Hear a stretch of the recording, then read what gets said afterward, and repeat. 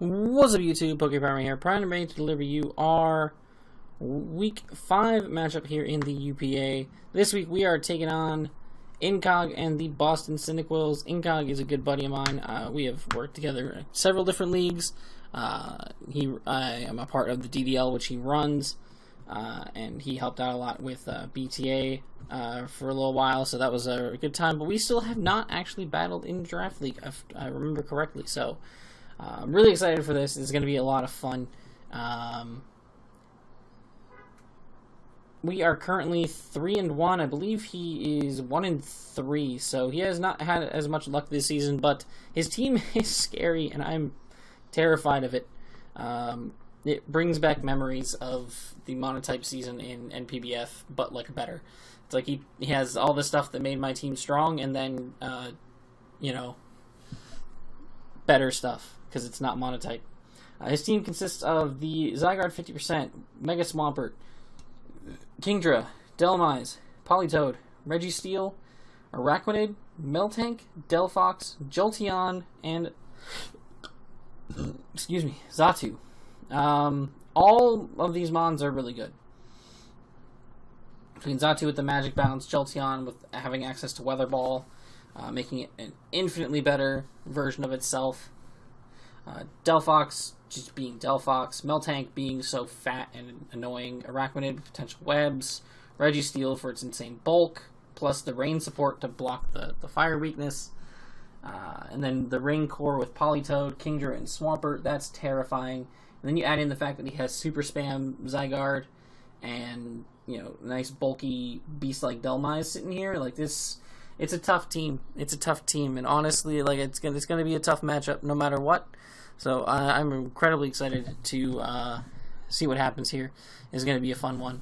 But let's get into my team and what we're going to be bringing. First off, we have Jeanine, the Suicune. 152 HP, 252 defense, bold nature, and 104 into special defense. I went max defense because... Why did I go max defense?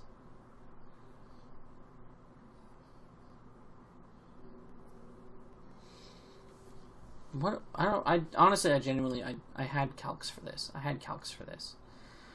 I went max defense basically because I wanted to make sure that I'm not ever 2-hit KO'd by Mega Swampert. And then the HP and special defense allows me to tank hits from the Kingdra as well. So I can basically tank hits from both of his rain monsters with this thing, which is great. We have Scald, Sleep Talk, Rest, and Calm Mind. The order got messed up because Showdown's weird, but regardless, we have those moves.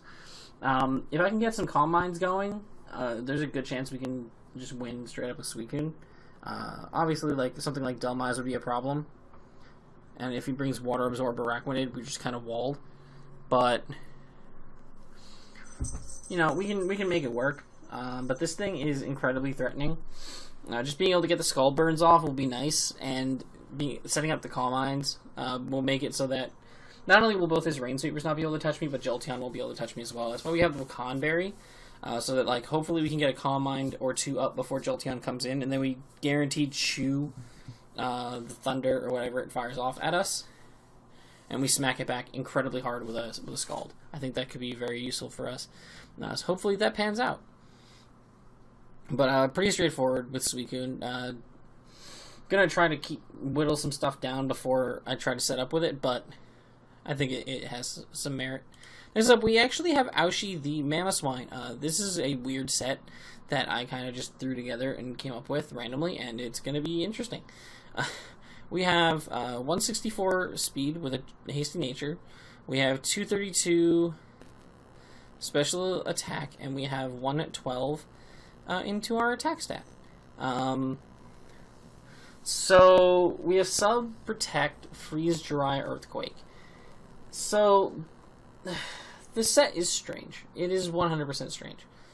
This special attack investment guarantees that we OHKO both of his Rain Sweepers, which is crazy. So we can OHKO Swampert, we can OHKO Kingdra. It also does absurd damage to the Zygarde, which is great. I actually believe it has a chance to OHKO.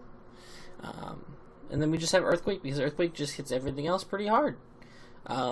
So, obviously, like, Freeze Dry is not doing much to, like, things like Dolomize or the Miltank or whatever. But even still, like, it does so much damage to his Rain Core. And if I can bring this thing in on something like the Registeel, or if I can bring this in on something like Delphox or Jolteon outside of Rain, potentially, like, get a sub up and just mess people up. Like, that's gonna be super crucial. This thing has the potential to do really well. There's also a lot of potential for it to completely bomb and fail, and that's what I expect to happen. But it's a fun set that came to me, and I just figured I'd go with it. So we're gonna do that. As for the speed, I actually feel like my speed stat's supposed to be different. Why is my speed stat this way?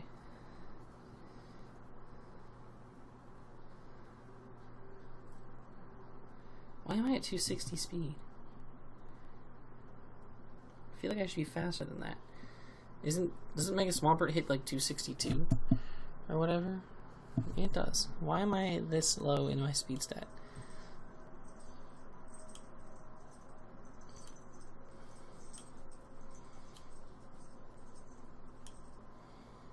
.176 should be right, because then I can also outspeed it outside of Rain and be in that kind of situation, which is great. Next up, we have Yahiko the Zarude with the Koba Berry. Max attack, we have enough speed to outpace the Delphox. And then we have max attack and then 8 defense.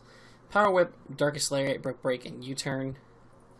Power Whip, obviously, because it's a Rain team, so there's a lot of water, and does not appreciate Power Whips. They will get fucking nuked.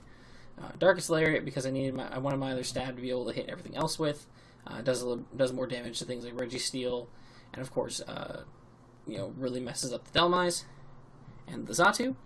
Brick Break is there because screens are very much a possibility with Xatu's presence as well as Delphox's presence. So screens can very well go up in this game, and I want to make sure that I can get rid of those. And then U-Turn for momentum. Pretty straightforward. I have the Koba Berry so that I can live a Hurricane from Kingdra.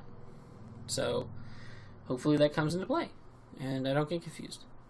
Next up, we have Shishio, the Circuitry. We have the Leftovers with Volt Switch, Dazzling Gleam, Energy Ball Sub. We have max HP, 116 special defense, and 140 speed. The 140 speed is to allow us to outpace min speed Miltank. Volt Switch is pretty much all we really need. Obviously, like Swampert, Swampert kind of beats that, but it's fine. Like, we have Energy Ball, we can catch up with Energy Ball and switch in. Not a big deal, not worried about it. Or we can, like, force something out and sub in its face. And then Energy Ball it. This thing's meant to come in against Politoed, potentially, and then force it out, and then proceed to mess him up with whatever he brings in. Because either I can Volt Switch out, use the sub to take a hit, Volt Switch out, and be good to go, or I can, Dazzling Gleam or Energy Ball and wreck the Rain Sleeper that comes in to try to deal with me. So, a lot of potential solid scenarios for our circuitry here, which is nice. And then we have Kenshin, the Salamence with the Yachi Berry. Intimidate. We are fully specially defensive Salamence this week. Hurricane, Roost, Tailwind, Defog. Defog could be used for screens, but it's also going to be relevant for potential webs on the Araquanid. Hurricane, because Rain is going to be up a lot of the game, so 100% accurate Hurricanes sound like something I'd like to fire off on a regular basis. Just as a standard attacking move, nothing too crazy. Roost for longevity, Tailwind, because that is going to be very crucial. That will allow things like my Zarude, my Mamoswine, and stuff to outspeed his Rain Sweepers, which is incredibly important. So that's something that I really want to make sure that I can get up at a couple times in the match if possible. Being especially defensive allows me to kind of sit a little bit in front of things like the Delphox, sit in front of Jolteon to an extent. It also allows me to actually take a hit from Kingdra, which is nice. So that's our Salamence. And last but not least, we are making the debut of Sanosuke, the Surfetch, with the Leftovers Scrappy ability. Close Combat, Leaf Blade, Sunny Day, and Iron Defense. So I wanted to bring something that had Sunny Day, and conveniently this thing does learn it, which is kind of wild to me. I have Iron Defense because if I can get one or two of those up, I can basically 1v1 anything like the Zygarde or the Swampert. I can 1v1 them, which is great. Max HP and 100 in SPDF allows me to guarantee live a Specs Modest Draco from Kingdra, which is also great. And I get to close combat it, which is cool. Or a Sunny Day in its face, and then that allows me to deal with it with other Mons on my team as well. So it's cool. And Leaf Blade is there for the Swampert, so we can Oko it. But everything else just kind of gets wrecked by close combat for the most part, aside from Araquanid. But I've got plenty of things to deal with Araquanid, so I'm not too worried about it. But I think this set's really interesting. And if I can get the Sunny Day up, that could be even more important in the matchup. So we will see how it goes out. It's going to be a lot of fun. And let's go ahead and hop right into the match.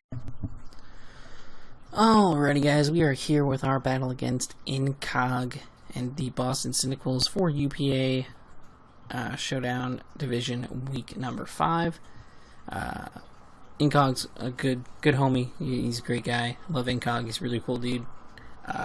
This is, I think, the first time, I believe if I remember correctly, the first time I've played him in a draft league. Actually played him in a draft league, so this is super exciting. You can see, obviously, you just watch the team builder and know what we're bringing and why we're bringing it. He brought the Raincore with the Politoed and the Mega Swampert. He also brought the Delmise, the Meltank, the Jolteon, and the Araquanid. So potential webs issues could be a thing. We'll see what kind of sets he went ahead and brought here.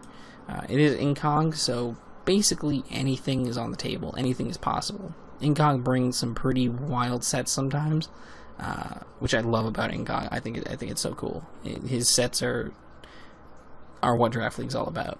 You bring the wacky wild stuff, you make something work with it. Fucker got kills with special Melmetal, so dude makes some wild shit work. So always go into an Incog match expecting the unexpected. So without further ado, let us go ahead and check this one out. He leads with the Delmise, as I lead with my Zarude. It works out perfectly because I can just go for a Darkest Lariat, and it is a 2-shot on his Politoed, which is crazy to me. So I'm just going to U-turn out, expecting him to switch here, as he goes into the Meltank, and I get in my Surfetch, and I'm going to go for the close combat as he subs. So he's sub Meltank, which I see what he's doing here. I calced it, and I need to get down to -4 for Body Slam to be able to KO me. So I'm just going to keep clicking it as he keeps subbing. I have no reason to do otherwise. I'm just going to keep clicking close combat and popping his sub. And I'm now down to the -4 that he needed me to be, but I'm going to switch into Circuitry as he indeed does go for the Body Slam on that turn, which makes perfect sense. He's going to Body Slam again on my Circuitry, and I'm just going to be taking him out with a Dazzling Gleam. Get special attack boost, which is fine, as he goes into Delmise and immediately reveals himself to be Scarf Delmise. So there is the wild set that I would never expect of the week. That is pretty freaking awesome. I never in a million years would have thought that would have been a thing. So now the Politoed's gone, and immediately we're in a great spot. So I'm going to U-turn out on this Araquanid, even knowing a bug move's coming, and he actually is Special Araquanid. He bug buzzes, hits my incoming Salamence pretty hard, and then Yachi and Ice Beams me as I eat my Yachi Berry, as I set up my Tailwind.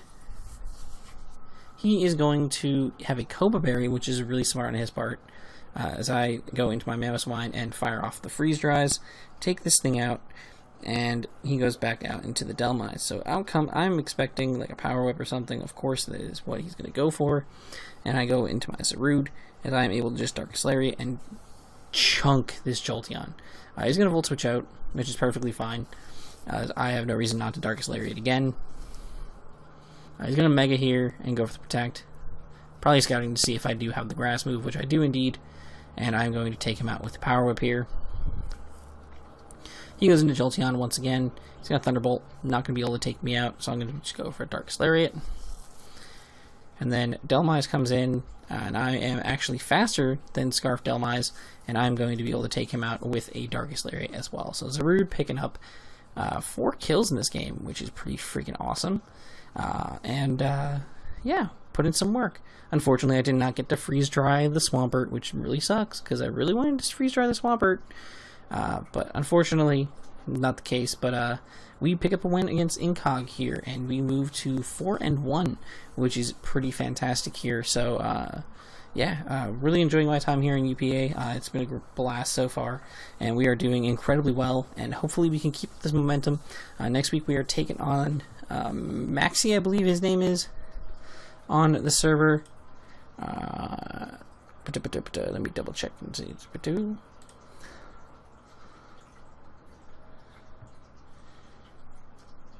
Yes, he goes by Maxi, and he is the coach of I'm gonna stumble over this name 1,000 times. The Booming Bathgate Blacephalons. I think that's how it's said. I think it's a soccer reference. I'm probably correct on that note, but should be an interesting matchup. Can't wait for that. So stay tuned. But that's gonna be all for this one. If you guys enjoyed, make sure to leave a like down below and subscribe if you have not already. And until next time, I'm PokePrimer, signing off. Peace.